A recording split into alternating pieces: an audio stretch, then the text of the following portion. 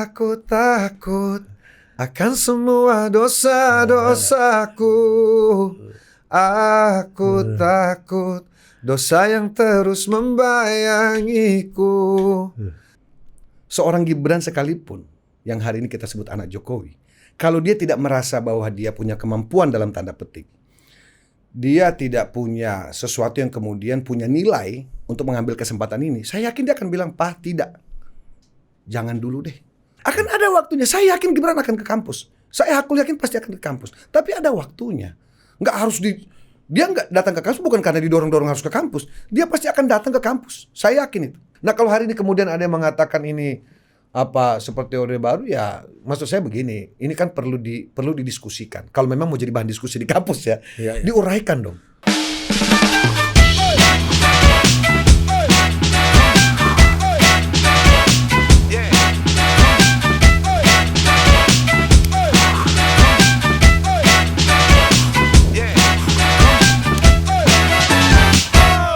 Oke, welcome to Total Politik. Kita kedatangan seorang caleg yang suaranya mungkin belum tentu banyak, tapi kita doakan banyak. Amin. Tapi pasti suaranya merdu. Kanda Pasya Siap. Sigit Purnomo Said. Sigit Purnomo Said. Iya, nama di billboard apa nanti, Kanda? Sigit Purnomo. Sigit Purnomo. Sigit Purnomo. Nama KTP itu Sigit Purnomo. Nama akte kelahiran juga Sigit Purnomo. Said itu kan sebenarnya nama bapak.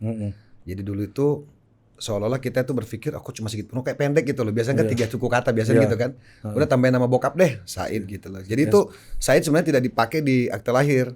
Cuman umumnya kita ngomong saya Sigit Purnomo Said gitu. Oh, bokap. Gitu. Jadi Nama memang nama ini ya, nama Kanda ini nama Jawa. Dilematis banget ya, orang Sulawesi Tengah. Orang Sulawesi Tengah. Nama Jawa tambah Said, tiba-tiba terkenalnya Pasya. Dan dipanggilnya AA Sunda. Coba. Gila. Jadi saya sudah terbiasa dengan nama dengan tiga kultur gitu. Menjadi Indonesia. Iya. Tiba-tiba jadi Pasya. Pasya ini gara-gara dulu vokalisnya Pasya namanya ya? Bukan. Apa gimana? Drummernya ya. Pasya. Drummernya Pasya. Tapi bukan secara kebetulan dulu tuh teman-teman kita waktu dia bilang nama lu Sigit kayaknya nggak cocok deh buat jadi vokalis. Udah gitu kan sudah pernah ada bass jam kan. Iya. Kalau sama enak Sigit nih katanya gitu. Ya udah deh. Apa nih nama gua bagus? Udah lu Pasya aja deh gitu. Kok Pasya? Ya karena muka lu tuh lebih muka Sumatera, Aceh daripada Sulawesi katanya mereka. Ya gua pikir juga Pasya juga keren juga kan. Ya udah lah Pasya deh. Ternyata rezeki tuh kalau di industri hiburan tuh rezeki tuh Dindo. Oh, maksudnya nama Pasya alhamdulillah gitu loh. Iya, dapat nama yang bagus ya. Ya, rezeki. Sigit Purnomo cocoknya memang di pemerintahan. Orang tuh banyak yang nggak tahu loh nama. Sebenarnya Kanda itu sebenarnya ini ya, keluarga politisi ya. Iya, Bapak Golkar kan dulu ya. Ya, semua kan dari partai ibu kan. Kita sebutnya partai ibu lah dulu itu. Semua Golkar. Adik saya malah lebih dulu jadi anggota DPR sebelum saya gitu. Oh gitu. Kakak saya juga aktif di politik, aktif di organisasi dan lain-lain lah gitu. Nah, Kanda sebagai seorang keluarga politik gitu ya, ngelihat Mas Gibran sekarang gimana, Kanda? Mas Gibran diserang dengan isu politik dinasti segala macam. Kalau gitu. serang menyerang ini kan sudah biasa lah di momentum politik ini kan. Pesta demokrasi itu 5 tahun sekali, wajar lah. Orang yang sudah definitif saja itu masih ada yang kemudian melakukan hal-hal seperti itu yang kita sebut serang menyerang tadi. Tapi kan pada akhirnya hari ini saya berbicara secara pribadi, saya kira tidak berlebihan kalau Gibran ini mendapatkan apresiasi dari anak muda. Banyak yang mengaitkan, kalau bukan anaknya Pak Jokowi belum tentu. Ya memang itu masuk akal juga. Tetapi kita tidak boleh tunggal pendapatnya kan. Kan banyak pendapat-pendapat yang lain gitu loh. Kalau orang bilang itu mazhab-mazhab yang lain juga ada misalnya gitu kan. Kalau saya melihatnya seperti ini. Pun dia anak Jokowi. Tapi saya yakin dia bisa bilang tidak kalau dia tidak punya keberanian. Seorang Gibran sekalipun yang hari ini kita sebut anak Jokowi. Kalau dia tidak merasa bahwa dia punya kemampuan dalam tanda petik. Dia tidak punya sesuatu yang kemudian punya nilai untuk mengambil kesempatan ini. Saya yakin dia akan bilang, "Pak, tidak. Jangan dulu deh." Tetapi yang harus kita apresiasi dan wajib diapresiasi oleh anak-anak muda hari ini. Dia satu-satunya menurut saya anak muda yang mungkin saja punya keberanian mengambil kesempatan itu. Sebutlah anak muda hari ini ada banyak lah under 40 ya yang sempat tersebar di beberapa media nih, bupati anu, bupati ini dan lain sebagainya. Tapi begitu ditawarkan belum tentu mau. Belum tentu berani juga. Karena kan banyak faktor. Nggak sekedar hanya kau punya kemampuan saja, tapi banyak faktor yang diperhatikan, yang harus dilihat untuk bisa ditempatkan sebagai, sebutlah hari ini calon wakil presiden. Nggak main-main, ini calon orang nomor 2 di Republik ini, Dinda. Dan tapi soal kapasitas tadi dan keberanian yang Kanda sempat singgung ya. Gimana sih Kanda ngelihat seorang leader di Indonesia itu sebenarnya yang dibutuhkan apa sih, kapasitas apa? Dan maksudnya gini, ini rame di medsos, Gibran takut datang ke acara diskusi, takut berargumentasi, bahkan ada yang mengusulkan Gibran berdebat dengan Mutiara Baswedan, putrinya Pak Anies Baswedan yang alumni UI itu. Ya, gitu. kita tidak bisa juga mengatakan bahwa pendapat itu salah, tidak. Tapi tadi saya katakan, kita juga harus hormati pendapat-pendapat yang lain. Benar gak? Saya jawab juga, saya pernah menjawab salah satu pertanyaan. Kenapa? Loh, tidak ada aturan yang mengatur bahwa penyampaian visi misi harus di kampus. Ada nggak aturan itu? Misalnya di KPU atau di mana gitu, misalnya bahwa setiap capres-cawapres harus menyampaikan rencana kerja, ya kan, visi misi di depan kampus, nggak juga. Tapi kan warga butuh itu kan. Boleh, nggak ada masalah, tapi kan tidak harus di kampus. Tapi kan ini pendapat saya, maksud saya begini loh. Menyampaikan visi misi kan di depan warga, di depan masyarakat juga itu kan boleh-boleh saja. Atau di depan undangan kelompok-kelompok tertentu kan bisa juga gitu loh. Kayak kami dulu mengikuti pilkada, kami tidak di kampus kok. Kami samperin tuh anak-anak muda, kelompok-kelompok muda. Kami samperin tuh tokoh-tokoh masyarakat. Kami samperin tuh warga-warga. Kami samperin tuh ibu-ibu. Kita sampaikan. Kalau ibu-ibu, keberpihakan kami seperti ini. Kalau tentang anak muda, keberpihakan kami seperti ini. Kalau tentang orang tua, keberpihakan kami seperti ini. Sampai ke persoalan adat, keberpihakan kami seperti ini. Artinya begini, ada waktunya. Mungkin belum sekarang. Jangan buru-buru. Gitu loh. Akan ada waktunya. Saya yakin Gibran akan ke kampus. Saya yakin pasti akan ke kampus. Tapi ada waktunya. Nggak harus dia nggak datang ke kampus bukan karena didorong-dorong harus ke kampus. Dia pasti akan datang ke kampus. Saya yakin itu. Gibran sosok anak muda yang pemberani menurut saya gitu. Itu harus kita apresiasi. Persoalan like or dislike, kita harus tempatkan dulu objektivitas berpikir gitu, bahwa kita boleh saja tidak suka dengan Gibran, kita boleh saja tidak memilih Gibran, tapi pada akhirnya kita harus akui bahwa hari ini Gibran bisa menjadi salah satu, kita sebut, lokomotif anak muda yang punya keberanian yang tidak bisa dibilang rata-rata gitu loh. Ini cawapres bukan main-main, Dinda. Bukan main-main. Itu ditawarkan ke saya pun hari ini, saya juga bilang, waduh, tunggu dulu. Nggak berani kita. Bahkan anak presiden pun belum tentu punya keberanian Belum itu. tentu, Pak. Belum tentu. Saya ambil contoh aja yang sederhana. Bahwa ada pemimpin melahirkan pemimpin, itu umum. Tapi ada juga contoh pemimpin memaksakan kehendak untuk keturunannya menjadi pemimpin. Belum tentu juga anaknya mau. Belum tentu juga anaknya berani. Contohnya di level-level yang di bawah, misalnya anak gubernur nih, seorang gubernur pengen anak jadi gubernur, belum tentu berani. Tetapi kalau pada akhirnya anak gubernur itu berani, ya nggak ada masalah juga dong, menurut saya gitu. Iya. Nah, ini kan kemarin ada proses yang dipermasalahkan orang segala macam, tapi saya nggak akan masuk ke situ gitu. Saya mau menyimpulkan bahwa prosesnya Gibran ini agak mistik. Untuk mistik dalam artian banyak perdebatannya, banyak kontroversinya. Apakah proses untuk menjadi seorang pejabat negara itu tuh memang di Indonesia ini mistik semua, Kanda? Saya ingat Kanda pernah cerita sama saya nunggu rekomendasi minum teh lagi nih. Goib. Iya, goib. Nggak ada yang tahu, unpredictable. Waktu jadi wakil wali kota dulu gimana Kanda? Unpredictable. Pasnya boleh lu populer. Oke lah, katakanlah lu punya modal sedikit gitu loh. Secara performa, oke lah, lu masuklah dalam poin itu gitu loh. Tapi SK kan tergantung beliau, tergantung ketua umum. Kalau ketua umum tidak milih saya, lu mau ngapain? Politik is momentum. Persoalannya sederhana. Di saat SK itu memang betul ke saya, kita mau ambil gak kesempatan itu? Karena belum tentu juga ke orang lain, bisa saja ke saya. Dan saya juga bisa saja mengatakan, Tum, kayaknya saya belum siap. Lah gimana nih, kamu kan kader kita, kamu kan sudah punya ini, punya itu. Tum, izin Tum saya. Kan bisa saja begitu, Pak. Nah, persoalannya, kita mau ngambil kesempatan itu enggak? Karena politik ini, menurut saya, politik ini bukan persoalan kita diberi, tetapi direbut. Ini yang penting. Kita mau nggak merebut itu? Kalau kita punya keinginan, visi ke depan. Kalau kita tidak punya visi, sekedar main-main ya nggak berani kita. Coba-coba nggak berani kita. Coba cerita ini dulu Kanda. Apa tuh? Prosesnya Kanda. Saya itu bermalam-malam, Dinda. Coba. Berbulan-bulan, mungkin tahun. Iya. Berbulan-bulan, sampai nginep-nginep, hanya untuk menunggu si satu lembar ini loh. Surat rekomendasi. Surat keputusan rekomendasi penunjukan bahwa yang namanya Sigit Purnomo ini diperintahkan untuk maju sebagai calon wali kota pada saat itu. Awalnya wali kota. Wali kota. Kita mau maju wali kota. Cuma itu tadi kan. Ini kita mau ceritain betapa goibnya proses politik di Indonesia gitu. Karena banyak juga Pak yang terjadi. Orang sudah bermalam-malam. Sudah, mohon maaf, kita sebutlah biaya sudah keluar bolak-balik, apalagi orang di daerah kan. Iya. Bolak-balik misalnya tuh, sana sini. Dengan jumlah orang yang cukup besar lah yang mereka bawa untuk bagaimana kemudian suksesor agar SK ini bisa keluar gitu. Ya, ternyata enggak. Malah jatuhnya ke sebelah. Atau jatuhnya malah ke orang yang kita nggak tahu, yang tadi goib juga. Orangnya juga bisa goib gitu loh. Ini siapa lagi? Dari mana nih orang? Kapan dia memulai? Gitu loh komunikasi ini. KTA-nya kapan? KTA-nya gimana? Iya. Tapi itu tadi. Artinya yang menjadi pertanyaan sekarang adalah di saat memang kegoiban itu jatuh ke Anda mau nggak mengambil kesempatan itu? Itu dulu.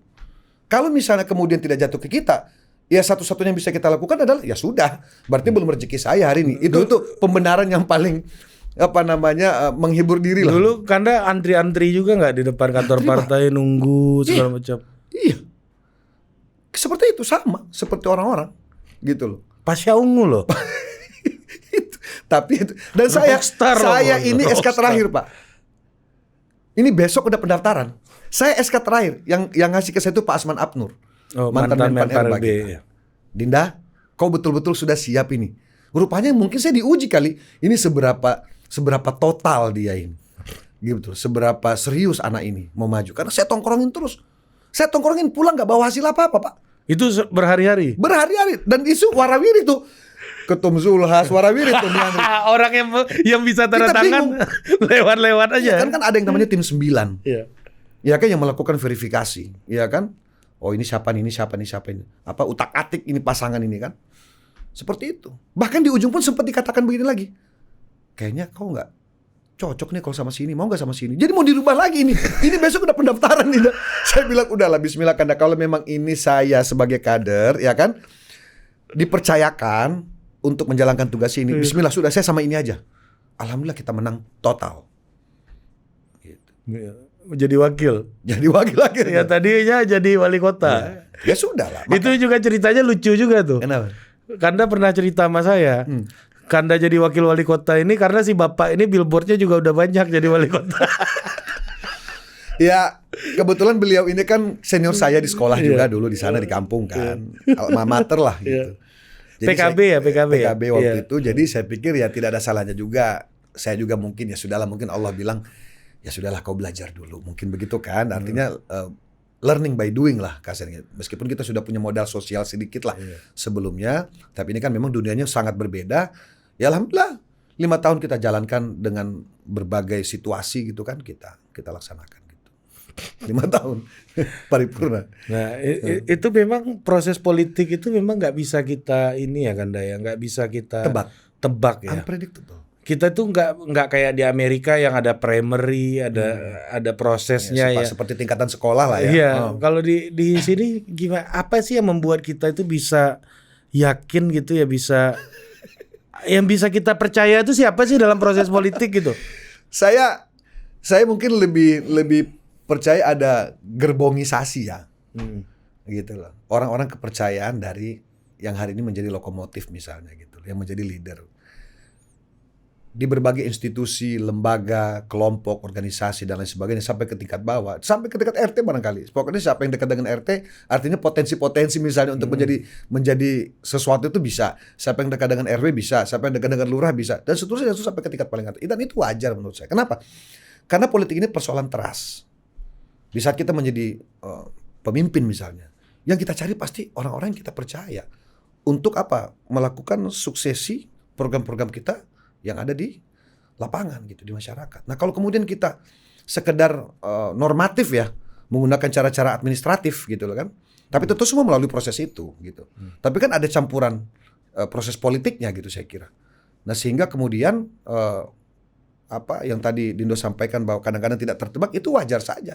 Ada yang merasa secara eselonisasi saya sudah mencukupi nih. Ya. Golongan oke, pengalaman misalnya mantap. Tapi bukan dia sih yang terpilih jadi sekda misalnya. Iya. Karena yang jadi sekda pasti orangnya wali kota. Yang jadi sekda pasti orangnya bupati. Nggak mungkin ngasih. Yang jadi sekpor pasti orangnya gubernur. Nggak mungkin karena dia kuasa pengguna anggaran. Jadi kepercayaan penuh itu ada di situ.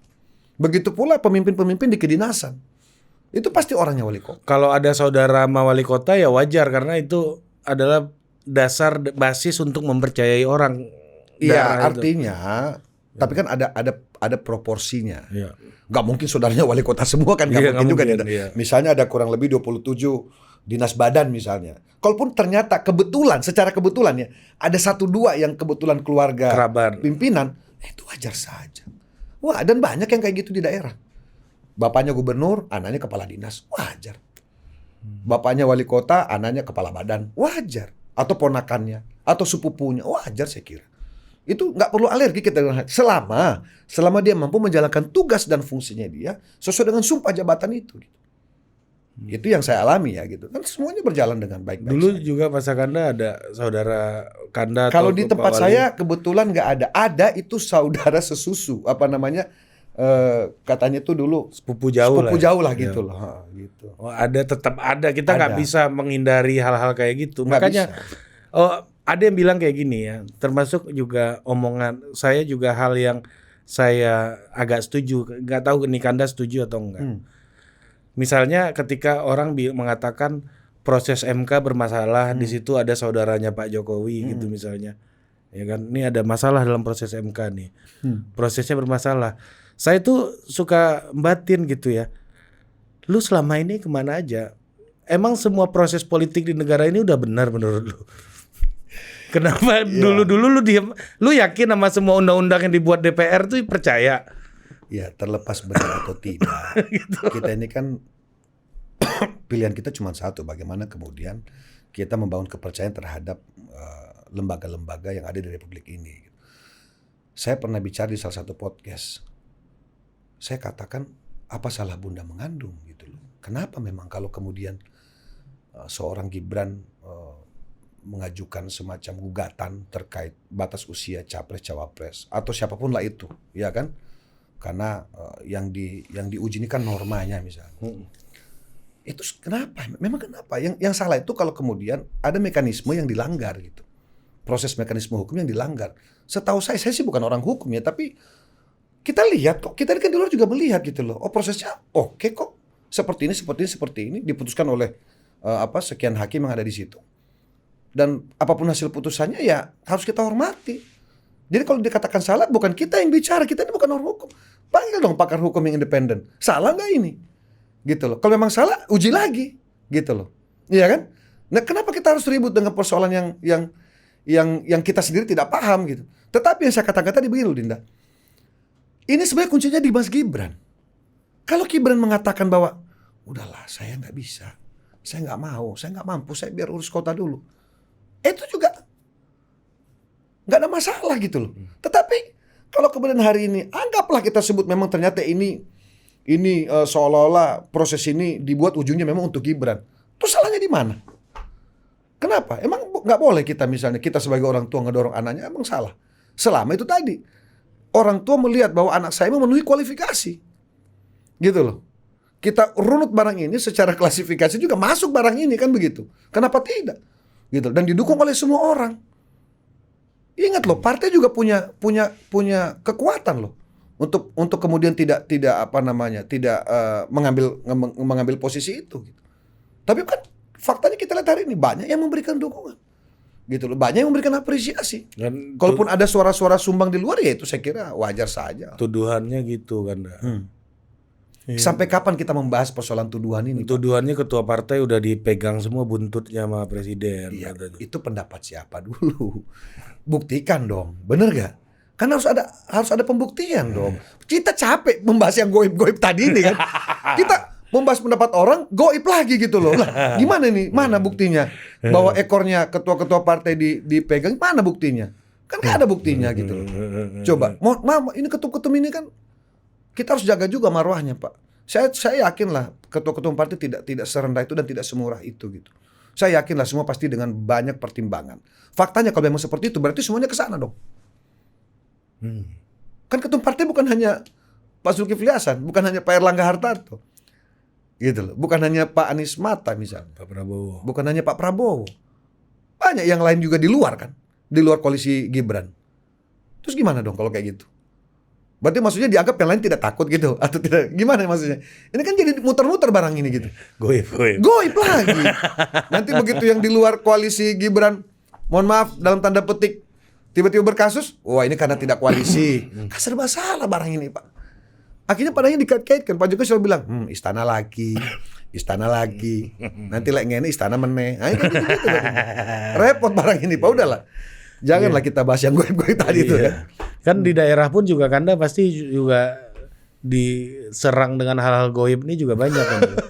Baik itu tuduhan yang goib sama barang goib sungguhan kan. Kita Pak hari ini Pak yang namanya suatu pemilihan dalam urusan kepemerintahan sampai ke bawahnya itu, bahkan sampai ke tingkat orang sebut Karang Taruna, wajar lah kalau mereka minta rekomendasinya Pak Wali Kota siapa, rekomendasinya Pak Bupati siapa nih kira-kira, karena ini kan perangkat gitu loh, yang kemudian akan menunjang kerja-kerja pemerintah di daerah, bahkan sampai ke nasional gitu. Jadi wajar kalau kemudian pemerintah dalam hal ini Wali Kota, Bupati, Gubernur mengambil peran dalam rangka bagaimana kemudian hal-hal seperti ini bisa kita secara tidak langsung kita intervensi ya, bukan dari sisi yang goib tadi gitu loh, tetapi setidaknya menyampaikan bagusnya nanti kalau yang ini seperti ini, bagusnya kalau ini seperti itu, wajar saja yang kita sebut dengan rekomendasi gitu loh, bahwa hari ini cocok dia kalau di sini, dia kenapa, karena dia punya pengalaman ini, itu semua akan menjadi bahan-bahan pertimbangan dan itu tidak salah menurut saya gitu.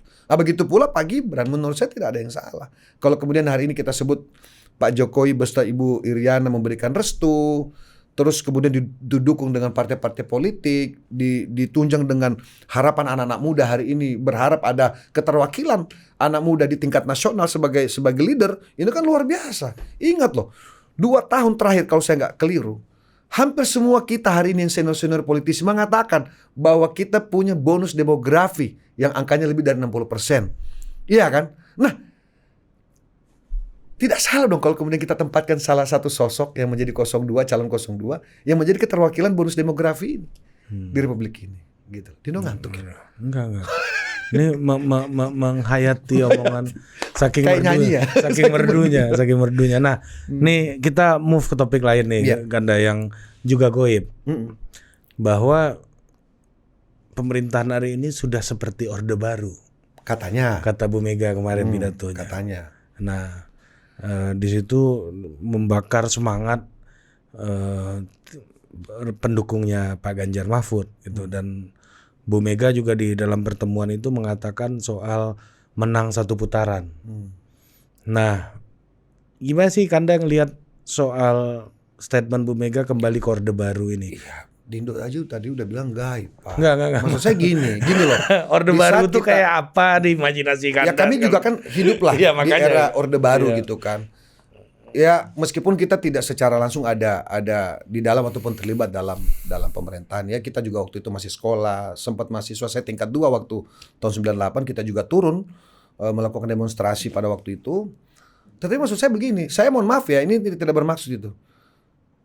Di zaman Orde Baru kita nggak ada ribut-ribut begini Pak. Mohon maaf, saya nggak tahu. Tapi nanti kan salah lagi. Ya karena dulu tuh sudah dikunci, sudah dipegang semua. Jadi lo nggak boleh ngomong. Ini ada istilah ini, itu dan sebagainya. Ya kan sampai apa? Petrus dan lain sebagainya sehingga orang takut. Ya tapi, ya mohon maaf, saya sebagai masyarakat waktu itu, sebagai anak muda, sebagai remaja, ya nggak tahu ya. Saya sih merasakan era itu dari kacamata anak muda pada saat itu ya adem ya. Gotong royong tuh terasa Pak. Gak usah jauh-jauh kita pikir yang terlalu spektakuler. Kita tuh bersihin got rame-rame Pak. Sama tetangga. Kita kalau acara tuh nggak ada tuh bicara Islam, Kristen, Buddha, nggak ada. Kita bareng-bareng guyup. Orde Baru tuh kita guyup. Acara kita bareng-bareng. Yang nyuci piring tetangga, yang bawain makanan tetangga gitu loh. Yang apa tetangga, itu luar biasa gitu loh. Apa konsep persatuannya tuh terasa waktu itu. Nah, kalau hari ini kemudian ada yang mengatakan ini apa seperti Orde Baru, ya maksud saya begini, ini kan perlu didiskusikan. Kalau memang mau jadi bahan diskusi di kampus ya. Diuraikan dong. Betul. Apa substansinya yang mana nih? Saya setuju itu. Dari sisi penegakan hukum kah? Misal dari sisi mana nih? Kita kan nggak paham nih. Maksudnya ini seolah-olah gelondongan gitu loh. Iya. Seperti Orde Baru. Seolah-olah sepanjang pemerintahan Orde Baru itu salah semua. Ini kan repot juga ya. Gitu loh menurut saya. Nah, saya kemarin sempat nge-tweet kan soal ini. Orde Baru itu dikatakan seperti Orde Baru gitu ya. Dalam pikiran saya kan ngelihat oke, kita terima fakta bahwa kebebasan terbatas di Orde Baru. Kita terima fakta ada sebutan-sebutan sultanistik, oligarki dan lain-lain di masa Orde Baru gitu ya. Kita terima fakta itu. Tapi Orde Baru itu juga melahirkan banyak teknokrat-teknokrat yang handal ketika itu, ekonom-ekonom handal, intelektual-intelektual.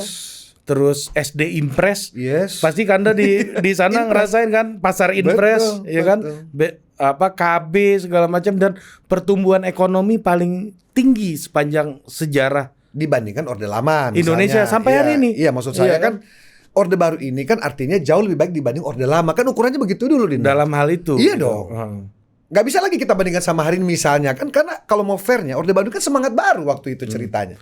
Dan pertumbuhan ekonomi hari ini tuh belum, setelah reformasi belum ada yang menyamai seperti itu. Coba. Itu kan fakta hari ini. Artinya maksud saya, terus salahnya di mana? Gitu loh. Iya kan? Dulu kalau kita bicara kedaulatan pangan, di Orde Baru sudah ada, Pak. Swasembada pangan, walaupun nggak lepas dari kritiknya tentunya, nggak sustain. Ya kalau dibandingkan sama sekarang coba. Iya, makanya. Ayo, kalau dibandingkan sama sekarang. Iya. Berapa jumlah petani kita dulu sama petani kita hari ini? Berapa hasil produk tani kita dulu sama hasil produk kita hari ini? Berapa jumlah impor produk pangan kita dulu sama produk pangan hari ini? Coba dibandingkan aja itu. Apapun ceritanya, Orde Baru punya ceritanya sendiri, punya sejarahnya sendiri, dan punya suksesnya sendiri. Meskipun tentu ada hal-hal yang kemudian kurang ya dari sisi yang tadi dia bilang kebebasan bicara dan lain sebagainya. Tapi barang ini, Pak, negara ini kan harus dibangun dengan sistem. Coba Dinda bayangkan kalau dalam satu rumah semuanya cerewet, Dinda tuh mau menjalankan rumah ini gimana ceritanya? Kan harus diatur dong, gitu loh. Menurut saya seperti itu, gitu loh. Kalau semuanya bicara, ini gimana ceritanya? Nah hari ini kebablasan, bingung. Tapi hebatnya Pak Jokowi di tengah riuh, pikuk, ya kan, kebablasan hari ini dia masih fokus straight. Secara pribadi saya katakan saya salut. Meskipun saya dulu pemilih Prabowo. Ya, sekarang pun juga ya. Begitu loh, maksudnya luar biasa. Kita harus akui. Nah, balik lagi kok soal Orde Baru tadi, menarik nih Kanda diskusi kita. Saya akhirnya saya tuh gini ya, punya prinsip, ya udah, podcaster nih salah satu tugasnya adalah mengajukan pertanyaan tentang apa yang sudah menjadi stigma atau keyakinan umum. Berarti menurut Kanda tadi, apakah reformasi dan demokrasi kita ini udah gagal membawa kita ke sebuah negara yang sejahtera dan berkeadilan? Saya sebagai mahasiswa dulu ya, mohon maaf ya, ini tidak bermaksud menyinggung siapa-siapa atau kemudian mengaburkan sejarah gitu. Tetapi dulu kami di kampus itu sebenarnya bukan persoalan bagaimana pemerintahan Orde Baru yang dijalankan oleh Pak Harto selama kurang lebih 32 tahun. Yang dulu kami pertanyakan itu, apakah nggak ada lagi nih calon presiden selain Pak Harto? Lebih ke situ loh Dindo sebenarnya. Seolah-olah itu tadi kan terjadi pemimpin yang bukan sekedar oligarki saja, tapi memang otoriter kan. Tidak ada lagi orang, wapres saja yang berubah kan. Iya. Kita dulu di saat kami sudah sadar nih sebagai anak muda, loh, Soeharto lagi. Oke, udah kayak gitu loh kita tuh. Kayaknya kelamaan. Iya, maksudnya ini lagi seolah-olah kita menjalani proses baru tuh menurut saya biasa-biasa saja. Kami di kampus juga tenang aja, kami bersekolah juga baik-baik saja. Pak Harto datang ke kampung juga dulu, kita kadada-dada bawa bendera di pinggir jalan segala macam. Segitu sayang dan cinta dan hormatnya kita kepada sosok Pak Harto pada saat itu sebagai presiden gitu loh. Kalau kemudian ternyata Orde Baru ini punya catatan-catatan hitam, ya kan? Ya bukan kita yang punya kapasitas menilai itu. Tanyalah pakar-pakar yang pada saat itu mungkin secara fair ya harus memberikan penilaian misalnya bahwa ternyata Orde Baru ini yang perlu dirubah dan lain sebagainya. Tentu di reformasi juga kan itu Yang diangkat kan itunya. Ada catatan-catatan yang perlu itu tadi contohnya kebebasan pers misalnya kan, yang dianggap di Orde Baru dikekang. Tapi menurut saya ada benarnya juga, Pak. Kalau nggak menjalankan pemerintahan ini, ya gonjang-ganjing terus. Akhirnya apa? Yang paling sulit ini kan meluruskan benang yang kusut.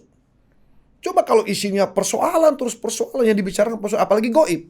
Hal-hal yang belum menjadi sesuatu yang punya nilai fakta yang benar, tetapi kemudian seolah-olah disebar menjadi fitnah dan lain sebagainya. Nah, sehingga pemerintah tidak bisa bekerja dengan total, pemerintah tidak bisa bekerja dengan maksimal. Nah, ini yang saya kira memang perlu ditata, gitu loh. Kebebasan pers yang seperti apa? Kebebasan bicara yang seperti bagaimana? Nah, makanya kemudian undang-undang ITE lahir lagi kan, gitu loh, seperti itu. Nah, sekarang kan tapi kan ini undang-undang diuji terus sampai nanti seperti apa. Oke, ini ternyata sudah nggak sesuai lagi, dirubah lagi seperti apa. Ini kan akan berjalan terus. Nah, tapi kesimpulan saya tadi tentang yang Dinda pertanyakan, Orde Baru, saya secara pribadi merasakan tidak ada yang terlalu terlalu aneh dalam Orde Baru. Itu biasa-biasa saja. Kami lulus sekolah, kami kuliah biasa-biasa saja. Dulu juga harga murah-murah aja sih, biasa-biasa aja, nggak yang gimana-gimana. Apakah Kanda melihat isu Orde Baru ini juga sama seperti halnya pada Pilpres sebelumnya? Betapa populernya isu PKI gitu misalnya. Di Orde Lama. Enggak, kan isu PKI dihembuskan dalam Pilpres kita sebelumnya. Apa sih yang tidak dihembuskan di Pilpres ini, Dinda? Coba saya mau tanya, apa sih yang tidak dihembuskan? Maksud saya, sampai kapan negara kita ini ribut gitu loh. Kami aja bukan muak ya, pengen rasanya matiin HP gitu loh. Kayaknya ini lagi. Dan ini isu 5 tahunan yang kadang-kadang kita, masa total politik gak capek sih gitu loh. Sementara total politik itu kan selalu memberikan hal-hal yang baru gitu loh, isu-isu yang baru gitu kan, pembahasan-pembahasan yang baru, yang lebih lebih visioner gitu kan, tentang bagaimana menciptakan pemimpin-pemimpin yang ke depan itu bisa membuktikan kemampuannya dalam kerja-kerjanya dan lain sebagainya. Ini yang harus kita dorong ke depan. Tapi kan gini ya Kanda ya, isu itu kan seperti yang Kanda omongin tadi di awal, bahwa dalam memimpin itu butuh kepercayaan. Dia butuh percaya sama orangnya. Tapi kalau udah bikin rakyat yang nggak percaya, ini kan bisa dianggap sebagai sebuah upaya untuk menghalangi menghalangi agenda politik, sebuah agenda politik gitu. Misalnya kalau Bu Mega ngomong ya dalam konteks ini pemerintahan hari ini ya Pak Jokowi. Artinya kan ini sedang mengajak masyarakat untuk bergerak untuk menganggap Pak Jokowi ini sebagai semua kembali ke masyarakat lah, Dinda. Silakan semua politisi berbicara apa saja kan, silakan. Pada akhirnya kan keyakinan kita sendiri yang menentukan gitu. Makanya setiap kita ini kan one man one vote, ya kan? Kita punya kepercayaan masing-masing kan gitu kan. Dan itu dilindungi oleh undang-undang. Tidak boleh ada yang intervensi itu kan misalnya gitu loh. Jadi kalau kemudian hari ini siapapun itu yang berbicara tentang keraguan atas pelaksanaan pemerintahan selama 10 tahun terakhir, ya silahkan saja. Tapi kan akan ada fakta-fakta yang kemudian tampil di permukaan untuk menjawab itu gitu loh. Ini loh yang sudah kita lakukan sekian. Yang ngomong kan orang-orang itu juga dulu. Gitu. Betapa suksesnya pemerintahan hari ini kan. Iya gitu. ya. Ini kan luar biasa. Iya betul. Coba. Iya kan? Abang-abang kita tuh kan dulu ngomongnya begitu. Yang kalian bilang pelangga-pelongo itulah yang membangun jalan sekian ratus kilo misalnya, sekian ribu kilo. Yang kalian bilang pelangga-pelongo itulah yang kemudian yang membagikan sertifikat kepada rakyat misalnya. Yang pelangga-pelongo itulah yang kemudian membangun ini tuh dan lain sebagainya. Nah terus kemudian itu dinafikan kembali, ini kan lucu ya. Masa kita keluarkan pepatah lama menjilat ludah sendiri, ini kan agak aneh gitu menurut saya. Sementara kami yang awalnya ada di luar pemerintahan memberikan pengakuan itu loh. Kita masih di luar, kita sudah akui kok pemerintahan Jokowi ini luar biasa. Kita sudah akui itu. Dan di saat PAN memutuskan untuk masuk ke dalam koalisi pemerintahan tanpa pamrih, iya kan? Ya. Tanpa negosiasi. Ya dapat menteri pun udah berapa bulan dulu ya, udah berapa lama baru dikasih menteri. Sudah masuk baru itu. Dan setelah partai koalisi kami bergabung, Ketum Zulhas kemarin kita dipersilakan memimpin Kementerian Perdagangan. Kerja-kerja ini kan mempermudah visi presiden kan gitu. Gitu. Dari sisi kebijakan Menteri Perdagangan. Ini kan luar biasa gitu. Ya kan, tiba-tiba impor ini ditahan, ya kan? Tiba-tiba ini dibuka dan lain sebagainya. Ini dibakar dan lain sebagainya. Ini kan luar biasa gitu menurut saya. Artinya satu persoalan yang ada di kepala Pak Jokowi terkait kebijakan-kebijakan yang ada di Kementerian Perdagangan itu selesai udah. Pak Jokowi nggak lagi pikir pusing, ini gua gimana Kementerian Perdagangan ini, iya kan? Impor ini, impor itu bikin merusak tatanan persoalan perdagangan kita yang ada di Republik Indonesia. Kapan terakhir ketemu Pak Zul? Tadi beliau telepon. Fasa. Ya, Fasa. Kamu kesini dulu. Saya bilang izin Tum, saya masih di Total Politik, ada kegiatan politik. Total Politik ya sudah, kau selesaikan dulu di situ baru di sini. Kan luar biasa Total Politik ini Pak. Jadi ke depan kita sudah bisa pakai alasan nih Total Politik ini. Jangan dipakai alasan dong Anda. Iya kan? Berarti gitu loh. Nah, gimana sih dulu kan Pak Zul ngusulin bukan Mas Gibran kan? Maksudnya dulu PAN ini partai yang sudah punya nama cawapres dulu, Pak Erick Thohir. Ya politik ini kan dinamis. Politik ini kan cair. Gitu. Kita kan boleh mengusung siapa saja. Tapi kan pada akhirnya kan akan ada orang, entah itu kita sebut garis tangan, entah itu lewat proses apapun, yang pada akhirnya akan duduk di situ yang goib tadi itu kita nggak tahu siapa. Kita boleh merencanakan sesuatu kayak tadi saya bilang, Dindo, kamu jadi wali kota ya. Prosesnya sudah kamu jalani segala macam. Tapi kan pada akhirnya banyak faktor yang menjadi tapi kan kunci. Kanda juga pernah nggak jadi berangkat kan dulu. Ya itu. Coba cerita dulu. Cerita dulu ya nggak pernah jadi berangkat. Ya.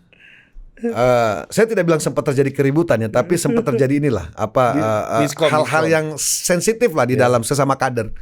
Karena seolah-olah SK ini tidak berlaku untuk satu orang, tidak berlaku tunggal. Gitu. Surat tugas ini turun ke 2-3 orang misalnya.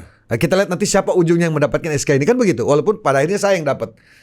Tapi kan cuma karena ada satu partai yang tidak jadi berkoalisi dengan kita kan sulit untuk mendaftar. Tidak artinya ini persyaratan ada yang berkurang gitu kan. Itu sudah kami lakukan proses demi proses, Pak. Mekanisme demi mekanisme, Pak. Ya kan? Seorang, ya mohon maaf, bahkan seorang kita saja pas yang sudah punya popularitas track di pemerintahan, ada popularitas, ya kan? Ada modal dengan pasangan kita untuk terkait belum tentu juga kok punya kesempatan itu. Coba, belum tentu ternyata kok bisa dipatahkan di persyaratan. Yang matahin waktu itu partai lain yang pindah waktu itu. Gitu. Enggak, ya. Mestinya kan kita cukup. Tiba-tiba di ujung jalan memutuskan keluar, kan ini ngeri. Itu bisa terjadi loh, Dinda. Iya ya. Gitu loh. Karena apa waktu itu kan? Ya banyak lah, politik ini kan goib semua. Banyak lah. Gak perlu terlalu eksplisit. Jangan terlalu vulgar lah. Nggak enak. Ya, tapi intinya begitulah, politik ini kan bebas ya, tanpa batas gitu kan. Tidak ada, dalam tanda petik tidak ada halal haram kan di politik ini, semua harus berjalan gitu. Tapi apa yang terjadi dengan keributan semua ini, Kanda setuju nggak bahwa ini kayaknya yang bermasalah memang regulasi yang dibuat oleh DPR-nya? Kalau menurut saya tidak ada pesta yang tidak usai. Ini barang akan berakhir juga nanti. Awalnya mungkin agak berisik, awalnya mungkin agak berantem. Pada akhirnya pasti akan ketemu satu kesepakatan, satu jalan keluar gitu loh. Jadi saya tidak berusaha masuk untuk pada poin-poin tertentu dari setiap isu yang ada hari ini. Pada prinsipnya kami sekarang di Koalisi Indonesia Maju yang mendukung Prabowo Gibran, kami fokus untuk bagaimana bergerak ya kan, untuk mengantarkan Pak Prabowo dan Pak Gibran sebagai presiden dan calon presiden dan wakil presiden. Ini tugas kami. Titik. Nah, selain itu kami nggak mau bahas.